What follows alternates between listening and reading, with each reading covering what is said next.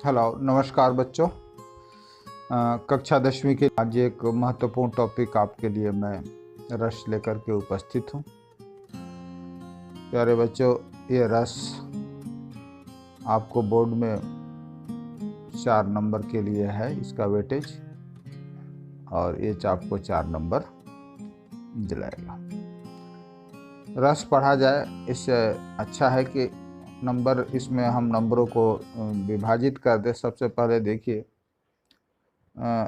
रस के तीन तरह के रस से प्रश्न आते हैं, जिसे आपके लिए जानना बहुत जरूरी है। बच्चा, रस 9 होता है और उसका अस्थाई भाव आपको याद करना पड़ेगा। 9 रस और 9 रसों के अस्थाई भाव, और 1 से 2 नंबर आपको वहां से मिल जाते हैं काव्य में, ध्यान रखिएगा।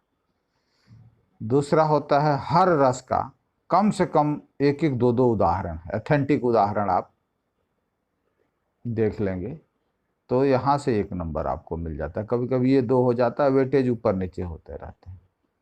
और रस की संकल्पना को समझने के लिए 1 से 2 नंबर, ये 4 नंबर आपका कहीं से भी, ये 1 नंबर कभी इधर शिफ्ट हो जाता है, ये टोटल नंबर आपको 4 आते हैं। तो रस ही सबसे आसान टॉपिक है। एक तो आपको 9 रस और उसका अस्थाई भाव आप याद करेंगे तो वो आपको 1 से 2 नंबर पक्का करेगा, और 9 रसों का उदाहरण। तो ये है आपका पाठ्यक्रम विभाजन। और आइए तो हम सबसे पहले जिसकी बात करते हैं, बाकी काम आपका है, हम आपको रस के बारे में अवगत कराते हैं। एक्चुअली काव्य में रस है क्या चीज़, प्यारे बच्चों। तो सबसे पहले हम लोग आइए कुछ उदाहरणों को देखते हैं। रस में उदाहरणों को देखना इसलिए ज़रूरी है कि इसके बाद से हम जा कर के उस संकल्पना तक पहुंच पाएंगे हम। ये देखिए, ये कुछ आपके द्वारा पढ़ी हुई कविताएं हैं।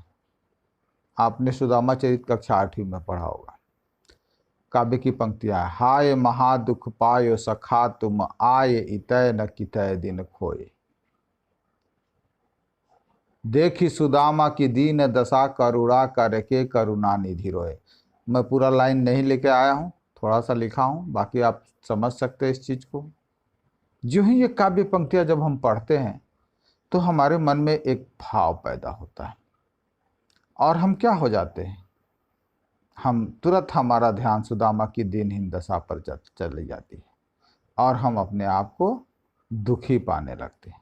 एक देखिए दूसरी कविता, देखिए एक ये कविता पढ़िए, ये भी आपने झांसी की रानी कविता कक्षा 6वीं में पढ़ी होगी। आइए पढ़ते हैं। रानी विधवा हुई हाय, विधि को भी दया नहीं आई, निसंतान मरे राजा जी, रानी शोक समानी थी।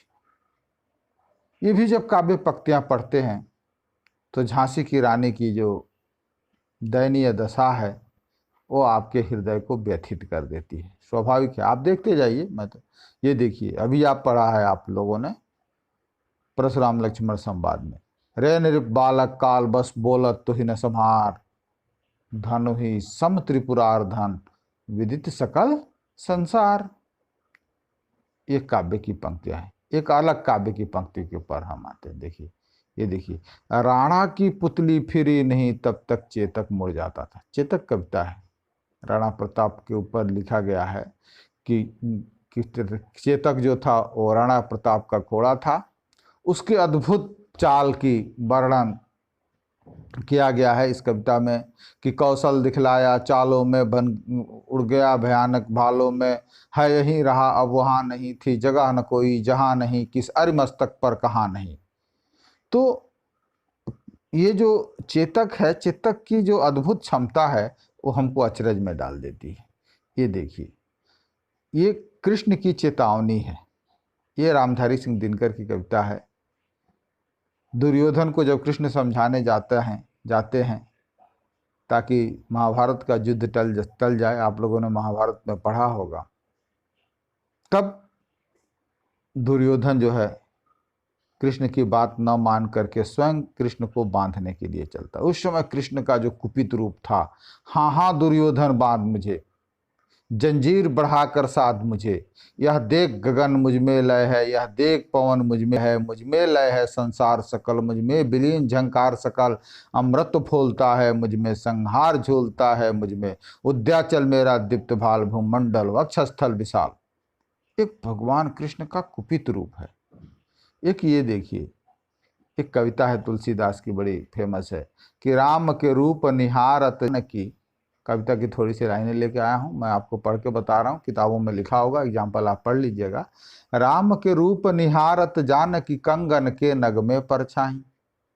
यानी जब सीता अपने वहाँ बगीचे में टहल रही हैं, तो राम जब विश्वामित्र के साथ जनकपुर में गए हैं, तो वहाँ मुलाकात का परिदृश्य का वर्णन किया कि सीता बगीचे में फूल तोड़ने गई हैं और राम और लक्ष्मण उस बगिया में टहल रहे हैं, और पहला जो परिदृश्य है उन दोनों के मिलन का, जानकी ने राम को प्रत्यक्ष न देख करके अपने कंगन के नग में राम को देखा और पुलकित हो उठी। तो वही है, राम के रूप निहारत जानकी, कंगन के नग में परछाई। ये अद्भुत उस मिलन का स्वरूप है जो हमारे मन में एक प्रेम के भाव को प्रकट करता है। देखिए, एक ये कभी लगाते रहे राग में गोता, धीरे धीरे थे सारे श्रोता। ये बच्चों कुछ तरह की कविताएं मैं आपके लिए लेके इसलिए आया कि ये जो अलग अलग कविताएं हैं, एक और काव्य की पंक्तियां हैं कि वह खून कहो किस मतलब का जिसमें उबाल का नाम नहीं, वह खून कहो किस मतलब का जिसमें जीवन न रवानी है, जो परबस होकर बहता है यह खून नहीं है पानी। तो ये सब जो काव्य पंक्तियां हैं, मैंने अलग अलग एक काव्य पंक्तियां आपके मन में अलग अलग भाव पैदा कर रही है। जब ये कविता आपका मन प्रफुल्लित हो रहा है, जब इस परिदृश्य को आप देख रहे हैं दुर्योधन और कृष्ण का, तो आपके मन में एक क्रोध की भावना प्रकट हो रही है। ये जब राणा प्रताप के घोड़े का, चेतक का जब परिदृश्य जब काव्य में आप सुनते हैं, तो आपका मन एक हैरत में पड़ जाता है। ये रे निर्बालक काल बस, ये प्रसंग जब सुनते हैं तो आपका मन कुपित हो जाता है, क्रोधित हो जाता है। रानी की विधवा दशा का जब वर्णन आप सुनते हैं तो आपका मन व्यथित हो जाता है। कृष्ण और सुदामा का मिलन का जो परिदृश्य आप देखते हैं तो आपका मन करुणा से भर जाता है। हम सभी काव्य पंक्तियों में हमारे मन में एक तरह का भाव नहीं उठता प्यारे बच्चों, इसीलिए मैं आपके लिए अलग अलग काव्य पंक्तियां लेकर के आए। इसमें हम दुखी हो जाते हैं, शोक हमारे मन में पैदा हो जाता है, दुख पैदा हो जाता है। क्या पैदा हो जाता है? ये जब परिदृश्य देखते हैं तो आश्चर्य पैदा हो जाता है, ये जब परिदृश्य सुनते हैं तो क्रोध पैदा हो जाता है। ये जो क्रोध, शोक, हंसी, आश्चर्य, ये जो मन में अलग अलग भाव पैदा कर रहे हैं काव्य, ये किसके कारण से कर रहे हैं बच्चों? इसी की तलाश, देखिए कब जो है इसी की तलाश हम रस में करते हैं। देखिए, निस्दिन बरसत नयन हमारे, सहे पावस ऋतु हम तय जब तय श्याम सिधारे। तो ये जो काव्य पंक्तियों में जिन भावों को प्रकट किया जा रहा है, अलग अलग भाव हैं, ध्यान रखिए। काव्य, अब देखिए, अब हमारे डिफिनीशन पर, काव्य पंक्तियों में जिन भावों को प्रकट किया जाता है, उसे सुनकर, देखकर या पढ़कर श्रोता जिस आनंद के भाव में गोता लगाता है उसी को रस कहते हैं। ध्यान रखिए, हमारा रस जो है अलग अलग फ्लेवर है। जैसे आपका टेस्ट जीभ के लिए, कोई चीज़ खाते हैं, कोई खट्टा लगता है, कोई मीठा लगता है, कोई तीखा लगता है, कोई नमकीन लगता है, उसी तरह से ये हमारे भावों का टेस्ट है। हम जब काव्य के अलग अलग तरह के हमारे समक्ष पैदा होती है तो उसी को रस कहते हैं। रस क्या है? तो हमारे मन के भावों को अलग अलग तरीके की काव्य पंक्तियाँ जब पाठक जो है या श्रोता सुनकर, देखकर और पढ़कर, श्रोता जिस आनंद के भाव में गोता लगाए उसी को रस कहते हैं। तो प्यारे बच्चों, रस का ये सीधा सा अर्थ है। देखिए, रस जो है, ध्यान रखिएगा, रस श्रोता या पाठक या दर्शक के मनोभाव पर सीधा प्रभाव डालता है। हम परिस्थितियों को देखते हैं, रस का आनंद कौन लेता है? रस का आनंद श्रोता लेता है, रस का आनंद पाठक लेता है। तो काव्य पंक्तियों में ये रस का मायने है। अब प्यारे बच्चों, इस वीडियो में एक और चीज़ मैं आपको स्पष्ट कर दूं। एक तो रस आप समझ गए कि क्या चीज़ है, अलग अलग भाव जैसे प्रकट होंगे।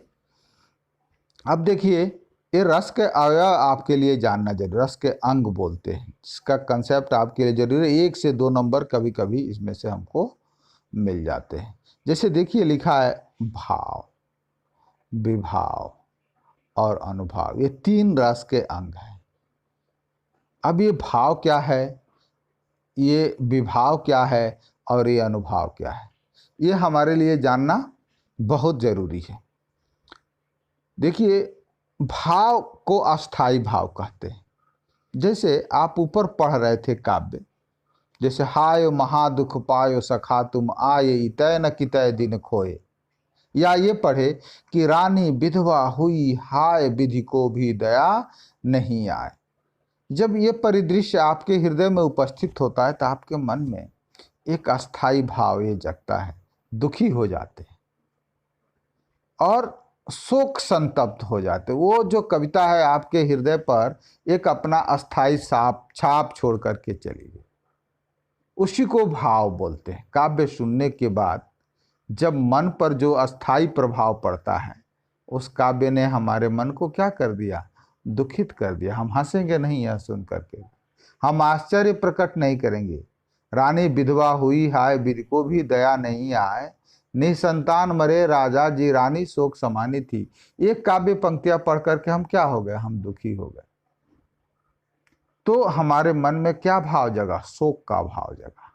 ये अस्थाई भाव। इस तरह की काव्य पंक्ति पढ़ेंगे कि राणा की पुतली फिरी नहीं तब तक चेतक मुड़ जाता था। तो अब यहाँ दुखी नहीं हुए, यहाँ क्या हुए? यहाँ आश्चर्य हुआ प्रकट। तो यानी वो काव्य पंक्तियां ने हमारे मन पर क्या छाप छोड़ा? अस्थाई छाप छोड़ा, आश्चर्य का छाप अस्थाई रूप से छोड़ा। नील परिधान बीच खिल रहा मृदुल अधखुला अंग, खिला हो ज्यों बिजली का फूल मेघ बन बीच गुलाबी रंग। ये काव्य पंक्तियां हमारे पास कैसे किसका भाव प्रकट कर रही है? सौंदर्य का भाव प्रकट कर रही है, प्रेम का भाव प्रकट कर रही है। बतरस लालच लाल की मुरली धरी लुकाए, सौ करे भौमन हंसे दैन कहे नट जाए। ये कौन सा भाव हमारे सामने प्रकट करे? प्रेम का अस्थाई भाव।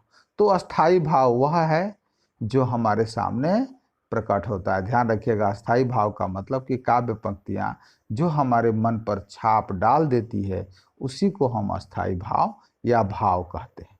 ये पहला अंग हुआ। दूसरा है विभाव। दूसरा है विभाव। विभाव का मतलब होता है अस्थाई भाव पैदा होने का जो कारण है। क्या है? जो अस्थाई भाव किन कारणों से पैदा हुआ उसी को विभाव कहते हैं। जैसे हम एक काव्य पंक्ति आपके लिए, आइए देखिए, ये देखते उदाहरण के लिए मैं ऊपर की काव्य पंक्ति लेके आया हूं कि देख सुदामा की दीन दशा करुणा करके करुणा निधि रोए, हायो महादुख पायो सखा तुम आये इतय न कितय दिन खोए। ये आपकी पढ़ी हुई कविता है, इसे आप आसानी से समझेंगे, इसीलिए हम इसके उदाहरण के तौर पर इसको लेकर के आए हैं। अब देखिए इसमें क्या है? भाव क्या? अस्थाई भाव है इसमें दुख, शोक। मन भाव है मन में दुख का, और इस तरह से हुआ आपका अस्थाई भाव। लेकिन इसका विभाव क्या हुआ? अस्थाई भाव का कारण, अस्थाई भाव का कारण है। अर्थात सुदामा की जो दीनहीन दशा को देख करके कृष्ण दुखी हो रहा है। कृष्ण का दुख हमारे मन को दुखी कर रहा है। कृष्ण को द्रवित और दुखी देख करके हम दुखी हो जा रहे हैं।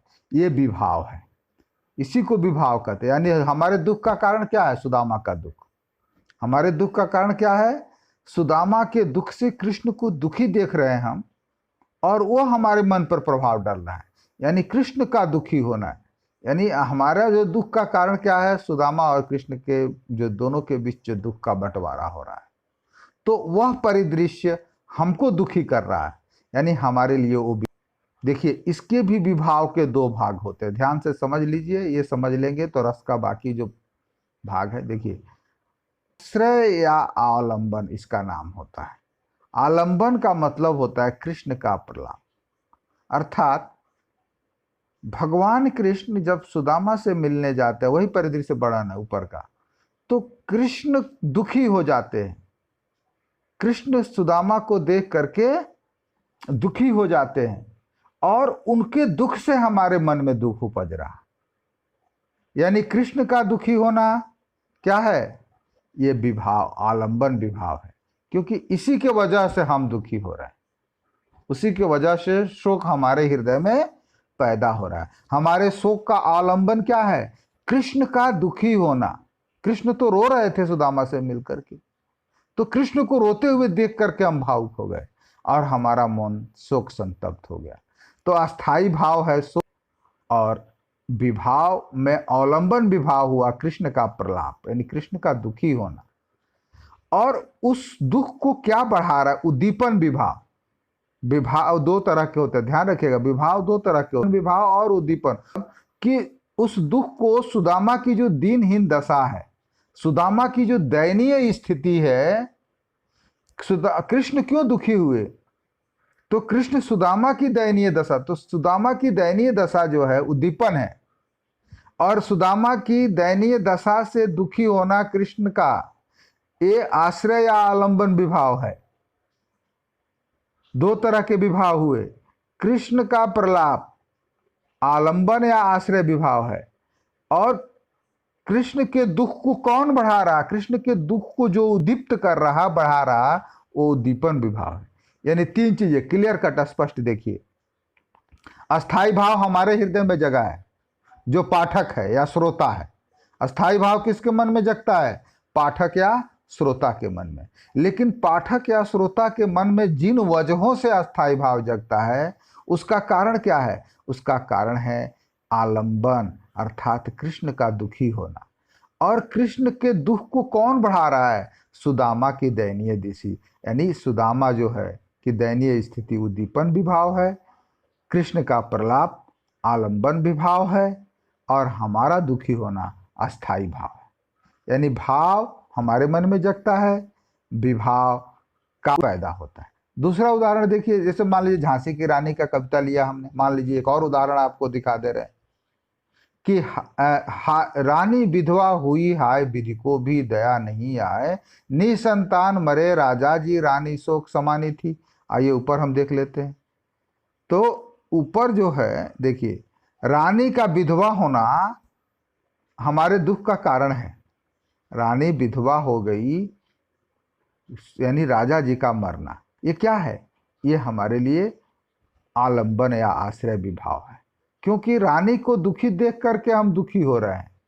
रानी को दुखी हो देख करके हम दुखी हो रहे हैं, ये हमारे लिए आश्रय या आलंबन है, रानी का दुखी होना।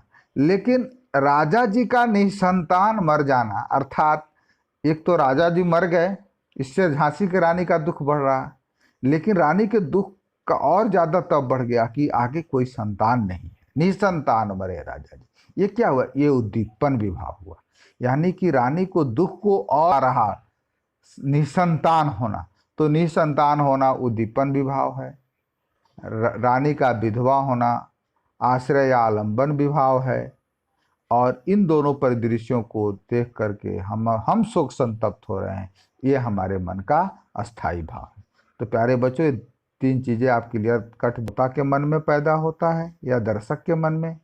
विभाव के दो चीज होते हैं, एक जिससे देख करके हम दुखी होते हैं, वो हमारा आश्रय है, और एक उसके दुख को जो बढ़ाता है वो उद्दीपन होता है। देखिए, तो इसीलिए विभाव के दो भाग दिए गए हैं, विभाव आलंबन या आश्रय, और उद्दीपन यानी कृष्ण की दयनीय दशा।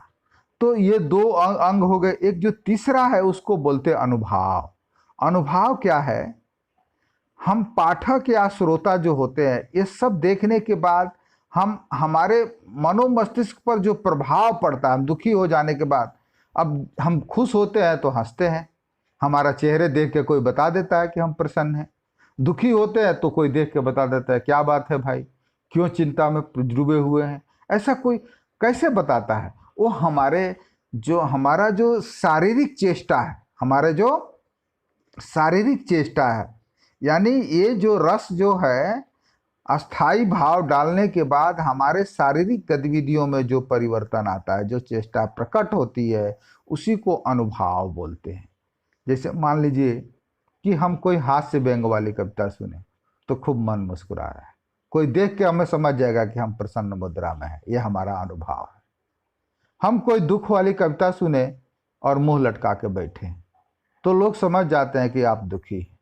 ये क्या है? ये हमारे चेहरे का एक्सप्रेशन है, ये हमारे चेहरे का एक्सप्रेशन है। ये भी यानी श्रोता से प्रकट होता है। श्रोता, अनुभाव मतलब श्रोता से प्रकट होता है। ध्यान रखिएगा, अनुभाव का संबंध पाठक या श्रोता से है और अस्थाई भाव का संबंध पाठक या श्रोता से डायरेक्ट है। और भाव और विभाव क्या है? उसके दुख को बढ़ा रहा, उसका दुख का कारण है, उसके दुख को बढ़ा रहा, घटा रहा। तो विभाव थोड़ा सा अलग है, उसमें आलंबन है, उद्दीपन है। तो प्यारे बच्चों, ये आसानी से ये सब चीज़ों को आप समझ लीजिए। इसके अलावा हम एक और चीज़ इसमें पढ़ते हैं, वो है संचारी भाव। इन भावों के अलावा एक भाव हमारे काव्य पढ़ने और सुनने के दौरान पैदा होता है, संचारी भाव। संचारी भाव क्या है प्यारे बच्चों? तो संचारी भाव में कुछ भाव ऐसे हैं, संचारी भाव के बारे में कहा गया है कि ये पानी के बुलबुले की तरह से काव्य के पढ़ने और सुनने के दौरान हमारे मनोविकार में पैदा होते हैं और ये फूटते रहते हैं, यानी वो स्थिर नहीं होते। वो इनकी संख्या 33 होती है, आप याद कर लीजिएगा।